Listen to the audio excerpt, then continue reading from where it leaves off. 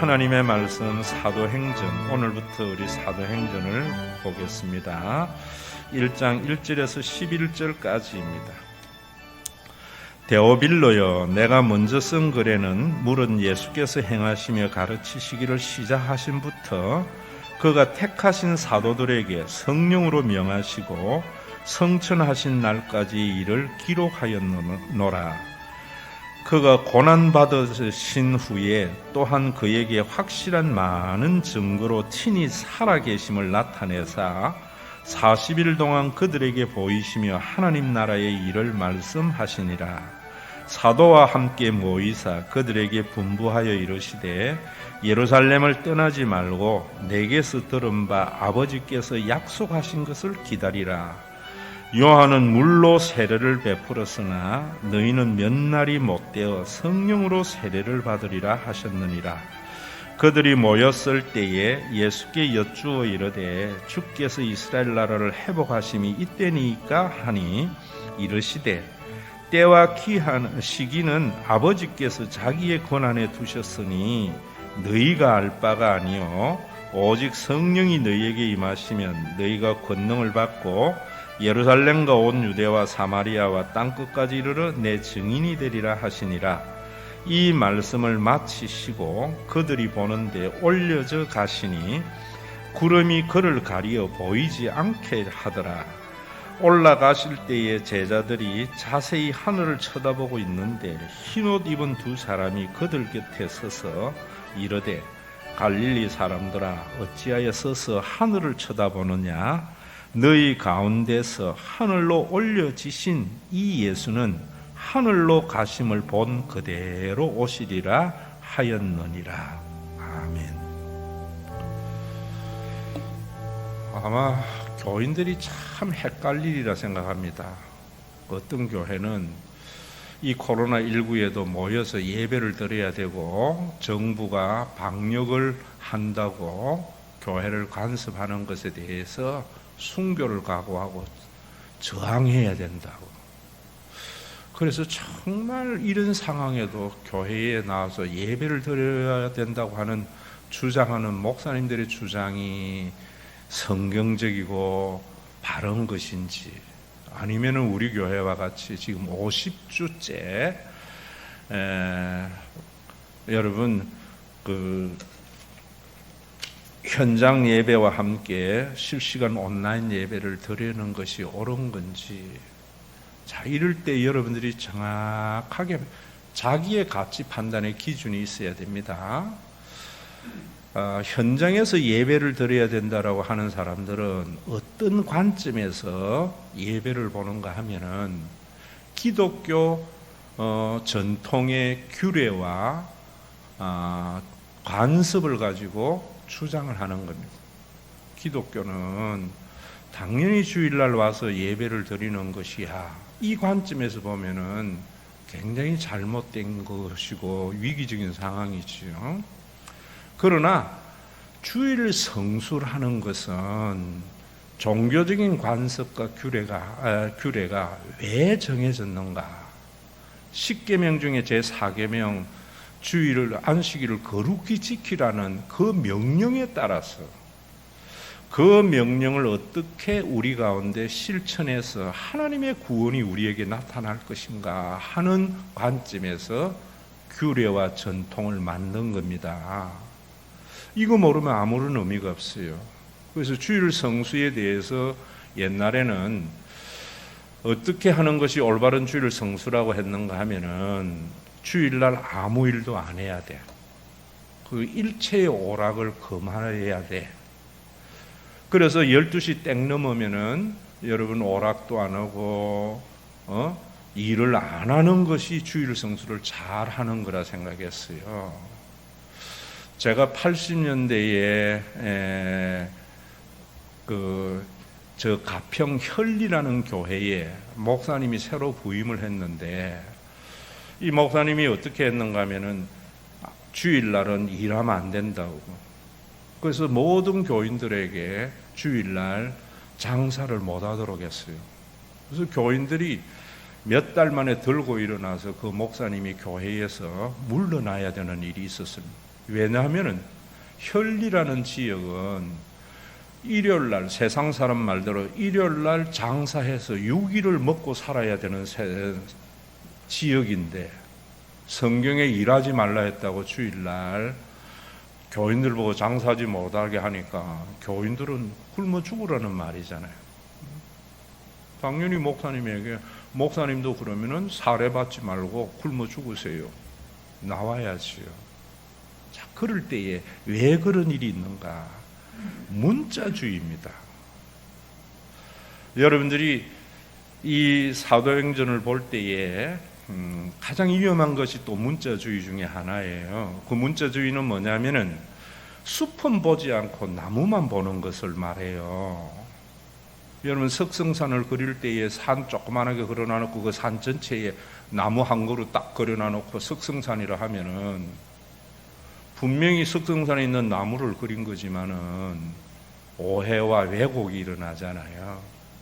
사도행전을 그런 오해와 왜곡을 하고 있는 것이 오늘날 사도행전은 선교와 전도의 명령이야. 성령은 선교행전, 전도행전이야. 이래버린다고요. 큰 기독교의 역사에서 보면은 그런 성경 해석은 17세기, 18세기 유럽이 제국화되면서 해석되기 시작한 거예요. 여러분, 초대교회의 교부 시대에는 그 교부들이 한 설교를 보면은 전도하자, 선교하자 이런 말 하나도 없어요. 빛이 되어라, 소금이 되어라 이랬다고요. 기독교 세력 확장 별로 중요한 게 아니에요. 그래서 이 사도행전을 보면서 제가 여러분들에게 종교기관인가 성령 공동체인가 라는 제목으로 이 설교를 시작하는데, 끝까지 여러분들이 보시면서 오늘날 교회는, 구원사적 교회는 종교기관인가 성령 공동체인가, 이 관점에서 성경 전체를 봐야 됩니다. 굉장히 중요한 매뉴얼적인 이야기예요. 그러면은 앞에서 주일 성수도 여러분 죽은 종교기관으로서의 간섭과 규례로 보면 분명히 일요일날 크로노스, 일요일날은 장소 예배당에 와서 예배를 드리는 것이어야 돼요. 그런데 성경은 안식일을 거룩히 지키라 할 때 그 거룩히 지키는 일하지 말라 한 것은 왜 일하지 말라 한 것을 알아야 돼요. 그걸 모르면은 혈리교회와 같은 일들이 일어난다 이 말입니다. 그럼 일하지 말라는 말은 뭐냐면, 일이라는 것은 인간이 자기의 삶의 주체가 자기가 되어져서 자기의 능력과 자기의 자원을 가지고 살아가려고 하는 것이 일입니다. 일하지 말라는 것은 앞으로 네 인생은 네 힘으로 되는 게 아니야, 하나님의 손에 있어 하는 신앙의 고백입니다. 그래서 내가 먹고 살기 일을 해도 하나님이 이 모든 일의 주권자고 하나님께서 내 생명의 주인이라는 신앙의 고백이 있어야 됩니다. 그래서 일하지 말라는 것은 뭐냐 하면은 일을 상대화하라는 거예요. 자, 이 말 굉장히 중요합니다. 여러분들이 이 세상에 살아갈 때에 내가 일을 하고 내가 뭐 벌고 내가 해서 해야 된다는 거 하는 것이 일을 절대화하는 행위거든요. 여러분들의 자녀에게 좋은 대학 가고 여러분 뭐 직업을 가지고 뭐 하라 하는 것은 일을 절대화하는 거예요. 우리가 그런 일을 하나님 앞에 신앙 고백함으로 상대화시키는 것이 주일 성수고 예배입니다. 분명히 우리가 여러분 사업이 안 되면 염려와 근심이 있는데 하나님의 손에 있다라고 생각함으로 말미암아 그 염려와 근심을 덮어버리게 해야 되는 겁니다. 자, 우리 객관적인 사실을 가지고 한번 보자고요. 여러분들이 열심히 일을 하면은 잘 삽니까? 잘 살 수도 있고 열심히 일해도 안 되는 사람이 있습니다. 왜 상대화해야 되는가? 저는 많은 사람들이 사는 걸 보면은요, 10년 후에 행복하려고 10년의 세월을 희생해버려요. 무슨 의미가 있습니까? 하나님을 올바른 신앙을 고백하는 것은 하루하루 행복하고 평안하려고. 그런 사람은 10년 동안 예수 믿으면 행복하고 평안해져요. 일을 절대화하는 사람은 10년 후에 될지도 안 될지도 모르는데 그것 때문에 10년을 허비하는 세월을 사는 것이 인간이라고요. 이 사람이 교회가 주일 성수를 이걸 회복해야 돼요. 돈을 절대시하면서 사는가, 돈을 상대화하는 사람인가. 제가 아이들에게 여러분들이 소비 교육 시키라고 통장 만들라는 것이 바로 주일 성수를 삶에서 적용해서 나오는 소리예요. 자, 일을 상대화한다는 것은 또 왜 중요하냐면은 일을 상대화하면 참 자유함이 있어요. 그렇다고 해서 아이들 좋은 대학 보내지 말고 일하지 말라 이게 아니에요. 성경은 일하지 말거든, 일하기 싫거든 먹지도 말라 그래요.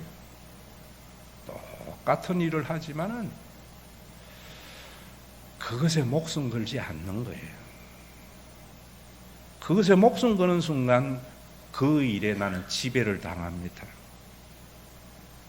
우리 사회에 이런 게 얼마나 많아요. 저는 참 어떤 교인들 보면 평생 잡지도 않는 신기루를 좁아서 세월을 낭비해가는 사람 보면 아이고, 나중에 잡았다고 해도 지난 세월을 억울해서 어떡할까? 하나님이 주신 은혜의 분복을 따라서 오늘 해야 할 일을 하고 오늘 즐기면 되는 거예요. 또 일을 상대해야 하는 이유는 어디에 있는가 하면은 주일 성수를 제대로 해야 되는 이유는 그래야만이 이웃을 경쟁의 대상, 극복의 대상으로 여기지 않고 섬김의 대상으로 여긴다고요. 제가 고린도전서를 강의하면서 말미에도 이런 말 자주 했지요. 예수를 믿으면 개인적으로는 자유함이 생기고, 여러분들이 평안이라는 것은 개인이 확보할 수 없어요. 한번 노력해 보세요. 평안한가? 좋은 공동체를 통해서 평안이 오는 겁니다. 집안이 제대로 되어진 집안은 내가 좀 잘못돼도 집안에 속해 있기 때문에 평안이 오는 겁니다. 여러분, 좋은 집안이라는 것이 뭐냐면 형제들끼리 서로 섬기려고 하는 것이 좋은 집안인데요. 형제들끼리 서로 많이 가지려고 형을 극복의 대상으로, 경쟁의 대상으로 여기면 그건 콩가루 집안이에요. 죄의 결과가 그런 사회를 만든 거예요. 그래서 예수님께서 오셔서 주일 성수, 11조, 11조는 10계명, 4계명 이런 것들은 이런 삶을 위해서. 그래서 여러분들이 이곳에 와서 예배를 드리고는 내 이웃을 경쟁의 대상으로 삼아서 저 사람에게는 1,000만 원 손해보고 내 10만 원 이익을 위해서 다른 사람에게 1,000만 원 손해보게 하는 건 그건 주를 성수하는 게 아니에요. 암만 코로나의 위기를 뚫고 와서 예배를 드렸다고 해서 그건 우상숭배 예배 드린 거예요. 이런 본질이 이제 사도행전에서부터 시작이 된다고요. 진짜 여러분들이 제대로 된 예배, 제대로 된 주일 성수를 함으로 말미암아 여러분들이 아무리 가져도 얼매이는 여러분들의 삶에서 자유함을 얻고 또 이런 사람들이 모여서 정말 서로가 서로를 유기적인 관계로 생각함으로 말미암아 1,000억을 가져도 누리지 못하는 평안을 교회를 통해서 그 평안을 누리며 살아갈 수 있는 그런 신앙인이 되자 이 말입니다. 어제도 우리 교인 중에 하나가 와서 거의 눈물로 하소연하면서 목사님 죽겠습니다 이러더라고요. 그래서 제가 그랬어요. 교회 적자 안 나면 같이 살도록 내가 할게. 이래 왔던 사람이 이래 펴고 가더라고. 왜 그렇게 내가 하는가? 복음을 알기 때문이에요. 성경을 제대로 해석할 수 있는 능력이 내 속에 있기 때문이에요. 종교적인 관습과 규례를 지키는 것이 신앙생활이 아니고 그리스도의 복음이 뭔지 제대로 알기 때문이에요. 저와 함께 가자고요. 자, 사도행전에 보면은 데오빌로에 내가 먼저 쓴 글에는 물은 예수께서 행하시며 가르치기를 시작하신부터 그가 택하신 사도들에게 성령으로 명하시고 성천하신 날까지 이를 기록하였노라. 데오빌로는 총독이에요. 이 사도행전에 누가가 기록자예요. 누가가 내가 먼저 쓴 글이라는 말은 누가복음을 말해요. 그래서 여러분 성경의 지금 편집에는 누가복음, 요한복음, 사도행전대가 있지만 원래 누가복음은 1편이고 사도행전은 2편이에요. 그 1편의 내용이 뭐냐면은 예수께서 행하시며 가르치기를 시작하신부터 예수님의 생애에서부터 사도들에게 성령으로 명하시고 성천하신 날까지 이를 기록하고 있다. 그래서 누가복음 1장에 보면은 여러분 우리 성탄절에 행사하듯이 뭐 그런 이야기가 있고 마지막에는 뭔가 하면은 예수님이 성천하시면서 이 예루살렘을 떠나지 말고 내가 너에게 약속한 것을 기다리라 라고 명령하시고 성천했잖아요. 그럴 때에도 그 모든 누가복음의 일들을 정리하자면은 예수님이 오셔서 소경의 눈을 뜨게 하고 안전뱅이를 걷게 하시고 예수님께서 하나님의 나라는 겨자씨와 같다. 하나님의 나라는 씨 뿌리는 것과 같다. 하고 하나님의 나라를 그들에게 선포하고 가르쳐 주셨어요. 그럴 때에도 제가 여러분들에게 말씀드리는 것은 손가락으로 달을 가르치면 달을 보세요. 손가락 보지 마세요. 라고 하는 것은 우리 한국 교회가 예수님이 병자들 병을 고쳤어. 그래서 예수의 이름으로 병자를 고쳐야 돼. 분명히 성경에 맞는 것 같은데 손가락 보게 만드는 겁니다. 왜 예수님이 병자를 고치셨는가? 이거 몰라버리면은 예수님의 이름으로 병 고치는 것이나 또 뭐 요즘 그런 암이나 잘 안 고쳐지니까 치유사역이라고 해가지고 교회가 뭐 치유사역이나 하고 뭐 교회가 뭐 선교사 양성을 빙자해서 이상한 뭐 지시나 하고 이래버린다고요. 그래 되면 무엇이 문제냐면 여러분들 속에 진정한 자유가 안 일어나는 거예요. 분명히 열심히 예배도 드리고 주일 성수도 했는데 자유함도 없는 거예요. 이 예수님이 누가복음의 이야기는 말씀드린 대로 구약에 예언되어져 있는 그 메시아가 예수라는 것을 말하는 거예요. 이거 몰라버리면 아무것도 안 되는 거예요. 예수님이 소경의 눈을 뜨게 하고 병자를 고치시고 예수님께서 말씀을 전파한 것은 다 구약 성경에 그 말씀에 예언되어져 있는 메시아이구나 하는 것을 알게 하려고 지금 누가복음을 기록하고 사도행전을 데오빌로에게 편지를 써서 가르쳐 주는 것은 예수님이 구약에 예언되어져 있는 메시아임을 이 데오빌로도 알도록. 그러면 왜 그래야 되는 거예요? 진짜 구약의 내용을 유대인들은 종교적인 관습을 만들어버린 거예요. 그래서 죽은 종교가 되어버린 거예요. 마치 주일날 예배는 열심히 드리고 하는데도 교인들에게 자유가 없고 예수 믿음으로 말미암아 세워진 성령 공동체인 교회를 통해서 평화를 누리지 못하는 한국 교회와 같이 유대교가 그랬던 거예요. 그래서 선지자들이 하나님께서 세운 선지자들이 이거 죽었다.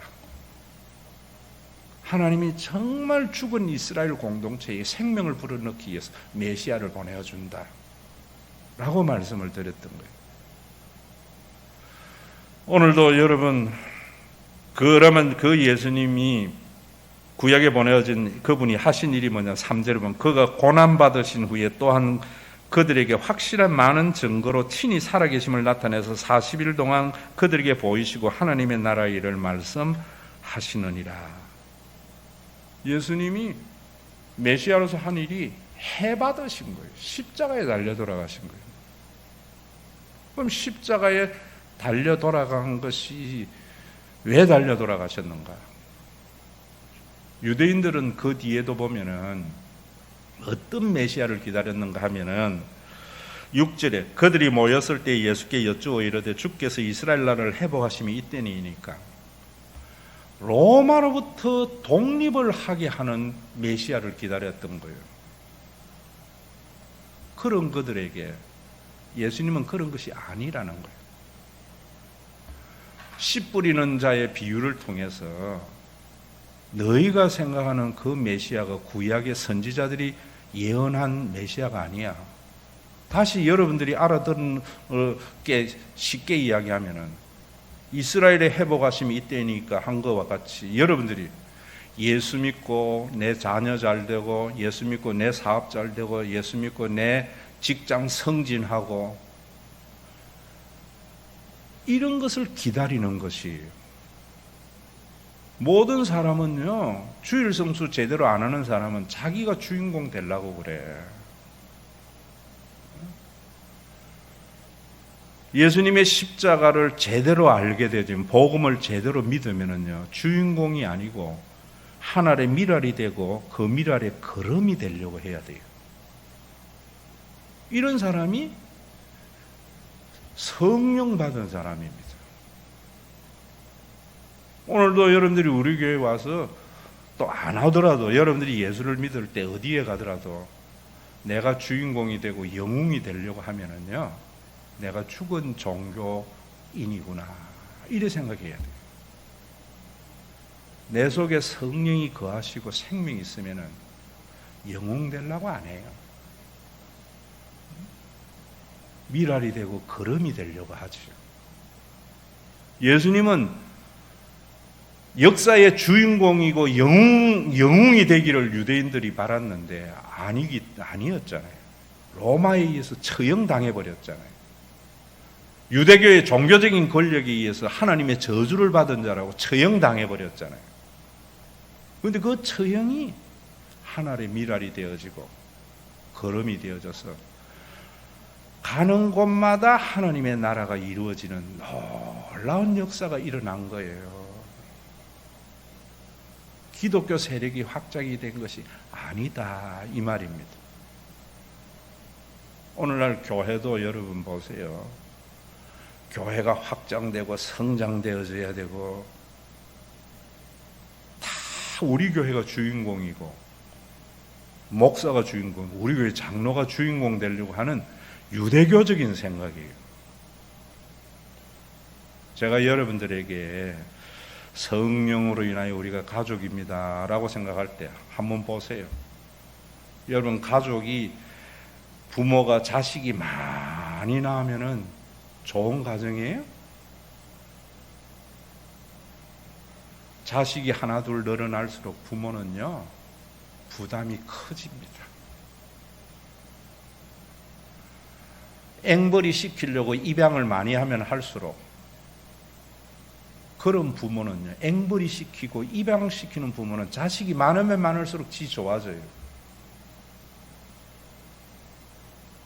진짜 하나님의 영이 있으면은요, 교인이 늘어나면 늘어날수록 부담이 되어져야 돼요. 앵벌이 시키는 그런 가짜 부모는, 인질범은 입양을 시키면 시킬수록 좋지요. 저는 교회가 자립하면 됐지 거기서 막 늘어나려고 할 때에 왜 저래야 되는가 하는 생각하죠. 이 소리가 제가 조용조용히 설교하지만 여러분들의 가슴에 울림이 돼야 돼요. 그러면 이전에 맛보지 못했던 하나님의 나라를 맛보는 신앙생활의 출발이 되어집니다. 예수님이 왜 부활하셨는가? 이것에 대한 표적이라는 겁니다. 40일 동안 예수님이 부활해서 그들에게 보였던 것은 이스라엘을 회복하는 것이 메시아가 아니고 십자가에 죽은 하늘의 미랄이 되고 거름이 되는 것이 진정한 메시아임을 그들에게 알도록, 이런 것도 모르고 그냥 예수님의 부활을 역사적인 사실을 변정한다든지 나도 영원히 사는 존재가 된다고 이야기해버리면 이단이 되는 겁니다. 부활이 가르치는 바가 뭔가? 한마디로 이야기해서 주인공 하려 하지 마, 영웅 되려 하지 마, 하늘의 미랄이 되려고 하고 거름이 되려고 해. 왜? 예수님 부활하신 것, 부활을 보면서 그것이 진짜 하나님의 계심을 알아라는 말입니다. 제가 왜 이만희 안 믿고, 왜 여러분 영생교 안 믿고, 왜 박태순이 안 믿는가? 그들은 다 사기였거든. 부활한다고 하는 거 부활 못했거든요. 다 예수님만이 부활하셨어요. 여러분, 생명은 하나님의 일이라고 제가 심 있는 잔치째 말했잖아요. 목사가 목사의 말을 듣는 게 아니에요. 목사님이 증거하는 예수의 말을 들어야 돼요. 우리 목사님의 말씀이 하나님의 말씀이 아니고 우리 목사님이 증거하는 예수님의 말씀이 하나님의 말씀이에요. 그 말씀은 듣기 싫어요. 남들이 지배하게 되고 군림하게 되고 잘되게 한다는 말 듣고 싶어요. 하늘의 미랄이 되고 거름이 되라고 하는 말 듣고 싶어요. 그래서 제가 여러분들에게 들어야 할 말 들으세요. 듣고 싶은 말 쫓아가지 마세요. 친구는 듣고 싶은 말 해줘요. 그 친구 말 들으면 가출이고 끝나요, 인생. 부모는요, 들어야 할 말 들어요. 예수님의 부활은 왜 부활하셨는가? 확실한 증거로 보여줬다고. 이 증거를 본 사람들, 또 그 뒤에 보면은 사도와 함께 모이사 그들에게 분부하여 이르시되 예루살렘을 떠나지 말고 내게 들은 바 아버지의 약속하신 것을 기다리라. 요한은 물로 세례를 베풀었으나 너희는 몇 날이 못되어 성령으로 세례를 받으리라.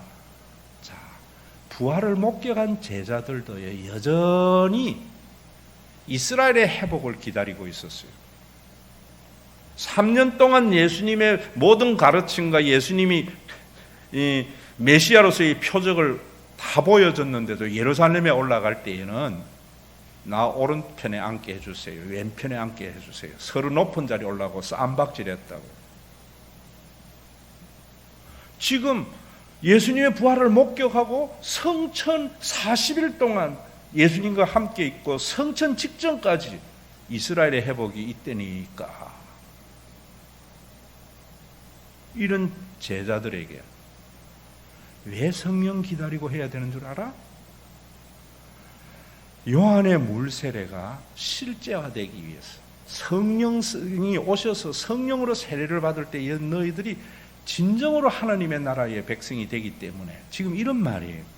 이런 말도 성령 세례가 있는데, 물 세례와 성령 세례가 있는데 성령 세례 받아야 진짜 교인이야. 성령 세례 받으면 그때부터 신앙생활이 춤추고 몽롱한 환타지가 시작이 돼. 전부 종교인들이 만들어낸 이야기예요. 세례라는 것은, 물 세례라는 것은 무엇을 말하는가 하면 내가 제사함 받고 회개했다는 것에 대해서 표징으로 주는 거예요. 성령 세례는 제자들도 제사함 받고 회개했다고 물 세례를 받았는데 여전히 어떤 가치관에 매여 있는가 하면은 내가 잘되고 내가 영웅되고 내가 주인공 되려고 하는 그 가치관으로 자기 인생을 보고 신앙생활하는 그들에게 이제 성령이 너희들에게 와서 하면은 그 물세례가 너희의 삶의 실제화될 거다. 실존되게 하는 거예요. 성령 세례는. 그래서 제자들이 오순절 성령이 오시고 난 뒤에는 완전히 달라져 버려요. 완전히 달라져. 여러분들이 이때까지 종교 생활하고 하면서도 늘 내가 주인공이 되고 내가 영웅이 되어지려고 그러고 내 호주머니에 10만원을 위해서 남에게 1000만원 손해보게 하고 어떤 사람을 만나도 저걸 이기게 할까? 어떤 사람을 만나도 저걸 이용해볼까? 전부 종교적으로 완벽한 흠이 있지만은 세례도 받았는데 삶 속에서는 안 나오는데 본질적인 변화가 없는 것은 이 말씀을 모르기 때문이에요.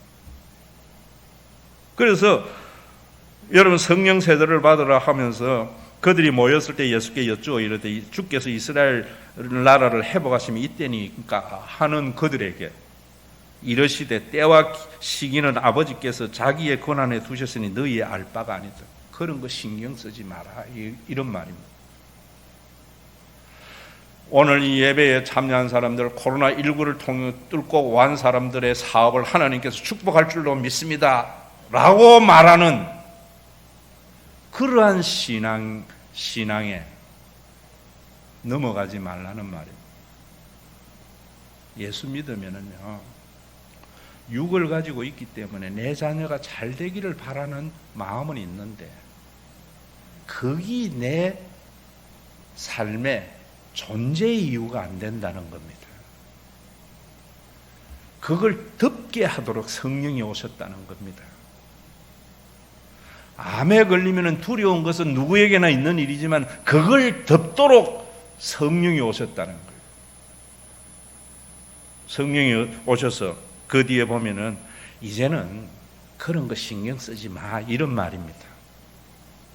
암 넣으려고 뭐 발부둥 치지도 말고 내 자녀 좋은 대학 보내려고 능력이 지나치게 과외도 시키지 말고 내 직장 성공하려고 남 짓밟고 올라가려고 하지 말고 그런 것에 신경 쓰지 말고 이런 말입니다. 주여 믿습니다 하는 그들에게 오직 성령이 임하시면 너희가 권능을 받고 예루살렘과 온 유대와 사마리아와 땅끝까지 내 증인이 되리라. 성령 오면은 능력 받아서 예루살렘을 넘어서 이제 저 땅끝까지 증인의 역할을 감당해야 돼. 사업을 하는 것도 선교를 위해서 해. 내가 사업을 잘해가지고 저 만주벌판에 국토를 회복하고 하나님의 나라를 이루려고 해. 이런 말이 아니에요. 여러분들은 전문가가 아니잖아요. 그래서 교부 시대의 설교가 어땠니? 속사도 시대의 설교가 어땠니? 여러분 중세 시대의 설교가 어땠니? 모르잖아요. 여러분들은 이 말씀을 목사가 하는 대로 근대의 제국주의 기독교일 때 했던 그 시각으로만 보잖아요. 숲만 보잖아요. 나무만 보잖아요. 저는 전문가니까 예수님 이후에 속사도들을 어떻게 했는가? 교부는 어떻게 했는가? 왜 이 설교가 변질됐는가? 나무를 전체로 보잖아요. 전체로 보면은 무슨 말인가? 세상은 주인공 되고 영웅 되려고 하다가 누리지도 못하고 썩은 빗자루 가지고 날마다 구름 쓰는 것 같은 삶을 살았는데 예수님의 부활을 통해서 하늘의 미랄이 되고 걸음이 되는 것만이 자기에게 누림이 되고 진정한 평화가 되는 것이구나. 온 세상이 모두 다 영웅되고 주인공 되려고 하는 세상 속에 이 가치관을 가지고 순교자가 돼요. 유대 안에 예루살렘의 메시아가 온다고 생각하는 그들에게 너희 예루살렘이나 유다만이 아니고 너희가 개처럼 생각하는 사마리아도 그런 하나님의 나라가 되도록 해야 돼. 사마리아를 넘어서 땅끝까지 온 세상이 이 복음으로 하나님의 나라가 이루어지는 데에 영웅과 같이 정복자와 같이 아니라 순교자가 되라는 거예요. 네가 순교자가 됨으로 말미암아 세상을 부끄럽게 하고 세상을 변화시켜 나가라는 말입니다. 소금은 자기의 몸을 녹여서 짜게 만들고 촛불은 자기의 몸을 높여서 어두운 세상을 밝히듯이 그렇게 되라는 거예요.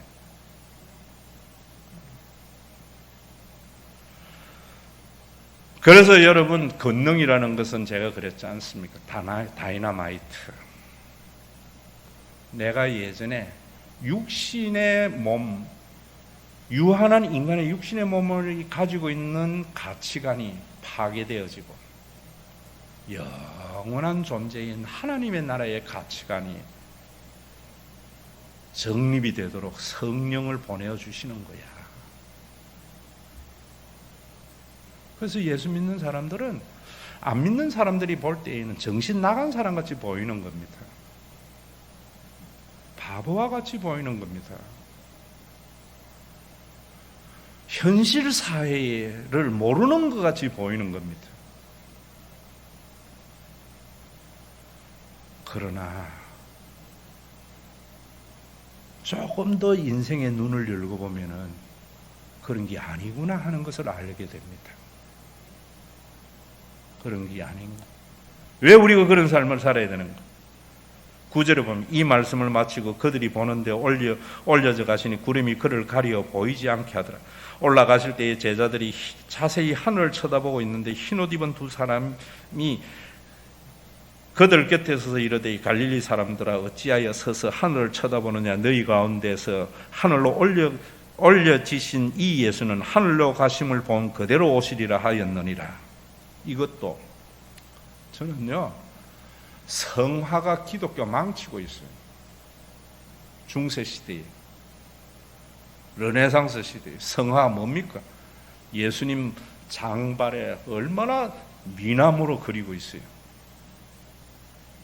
성경의 이사야에는요, 예수님은 병약하대요. 후 불면 넘어질 것 같은 메시아를 말해요. 모든 사람이 실어버린 바돼 보기만 봐도 재수없게 생겼다는. 그가 하는 말은 모든 사람들이 한화는 히틀러와 같은 연설이 아니고 김정은이와 같은 연설이 아니고 모든 사람이 듣기 싫은 소리를 하는 메시아라는 거예요. 그런데 우리는 지금 착각하고 있잖아요. 그래서 장발로 멋있으면 예수님 같이 생겼네? 성화, 예수님의 재림, 구름에 예수님이 쫙 올라가는데 흰옷 입은 천사가 전부 엉터리예요. 여러분, 성경은 알레고리를 해석해도 안 되지만요, 은유와 직유라는 것을 알아야 돼요. 그걸 모르니까 요한계시록을 희한한 드라큘라와 같은 소설을 쓰는 겁니다. 핍박 시대의 상징과 암호를 통해서 복음을 선포하는 거예요. 요한복음은요, 헬라의 수사학적 기법으로 모든 말들이 이중적 의미가 있어요. 그래서 기독교인들은 우리의 현재의 실존적인 삶 속에 이 삶을 통해서 영적인 가치관을 내포하고 있어요. 이 말이 뭐냐면 예수님이 구름으로 끌려 올라갔다는 것은 지금 우리가 과학적 사고로 보면은 달 날아갔나 이러잖아요. 우주 공간을 얻으러. 이 말이 안 되는 말이잖아요. 실제로 유대인들에게 예수님은요, 부활하셔서 이제는 시간과 공간의 제한을 받는 존재 아니기 때문에 그 말을 통해서 말하고자 하는 말은 뭐냐면 하나님의 영광에 복귀되어졌다 이 말이에요. 자, 이 본문을 보면서 예수님은 이제는 육신의 몸에서 하나님의 본질로 복귀되어졌다라는 이 말은 또 무슨 말이냐면은 요한복음에 의하면 이제는 예수님이 구원자가 아니고 뭐로 오시는가? 심판주로 온다 이 말입니다.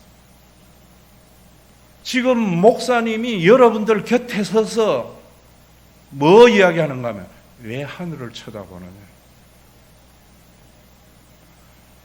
하나님의 영광 가운데 오신 그분이 심판으로 다시 오실 것이기 때문에 모든 사람이 주인공 되고 영웅 되려고 할 때 너는 반대로 하늘의 미랄이 되고 거름이 되려고 해. 이 말 했다는 거예요.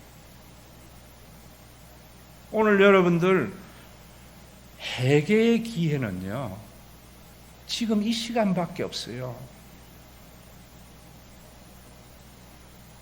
여러분이 이제 죽고 나면은 재림에는 회개의 기회가 없는 거예요. 심각하게 들어야 돼요. 내가 왜 남들과 같이 살지 않고 다르게 살아가는가? 구원의 기회는 지금밖에 없기 때문에. 제가 어릴 때 제 아버지에게 항의를 그렸어요. 왜 예수 믿어야 되냐? 예수 믿어야 천국 간다 이랬어요. 예수 믿으면 천국 무조건 가느냐? 그렇다고 그랬어요. 그래서 내가 뭐라 했는가 하면 죽을 때 예수 믿는다고 죽었겠네 아마. 그 기회가 없어요. 언제 죽을지 모르기 때문입니다. 오늘 여러분, 세상도 붙잡고 세상 하나님의 나라도 붙잡는 게 아니에요. 여러분들이 영웅 되려고 하고 여러분들이 주인공 되려고 하면은 그게 10년 후에 된다면은, 다시 말씀드리지만은 10년의 여러분들의 인생은 어떻게 되는 거예요? 그건 내일은 내일 맡겨놓고요. 오늘 주신 분량만큼 누리면 되는 거예요. 오늘 못 쓴 돈은 평생 못 쓴 거예요. 왜 그런 어리석은 삶을 살라고 그래요? 왜 그런 어리석은 삶을? 그런 삶은 죽음이 겁 안 내야 살아갈 수 있어요. 재림을 믿어야 그래 살아갈 수 있어요. 저는 목회를 하면서 좋은 멘토들을 참 교회 가는 교회마다 많이 만났어요. 대구 대림교회에 있을 때 반야울 넘어 숙 있는 교회인데요. 제가 갔더니만 그 교회에 서장로라는 분이 유명하더라고요. 대구고 반야울 넘어서 숙천이라는 동네는 서씨 집성촌입니다. 옛날에는 부모에게 유산 안 받으면은요 부자가 될 수 없었어요. 농경사회에는. 그래서 장남이 큰 소리 치는 것은 장남이 유산을 받기 때문이죠. 이 서장로님은 젊은 시절에 예수 믿는다고 집에서 쫓겨났어요. 쫓겨나가지고 대구 약점 골목에서 약 짓는 거 배웠어요. 지금은 약대 나와야만이 약국했지만 옛날에는 약대 나와가 약사 자격증이 있어서 약국이고 자격증이 없이 하면 약방이라 그랬어요. 그 숙천 약방이 제가 갈 때만 해도 월요일날 한 100m 줄 섰는데 그전에는 500m 줄 섰대요. 교통순경이 아니에요. 왜? 이 장로님이 약을 주면은 암이고 뭐든지 다 나아요. 일본에서도 오고 뭐 온내 온다더라. 그것만 보지 마세요. 이 장로님이 장손으로서 유산 포기하고 예수 때문에 약점 골목에 가서 심부름하면서 살았어요. 여러분,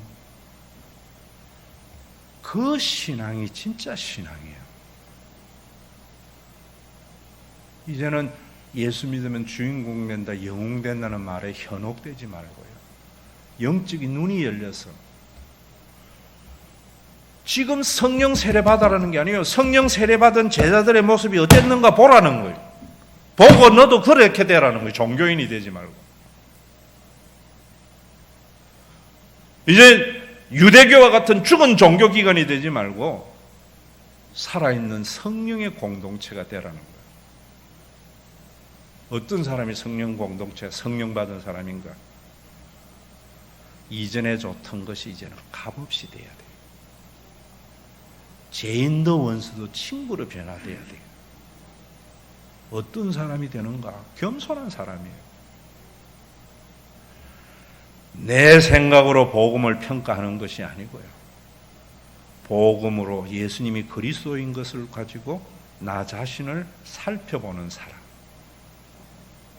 종교적인 관습으로 주일 성수와 예배를 보는 것이 아니라 복음으로 주일 성수와 예배를 보는 사람.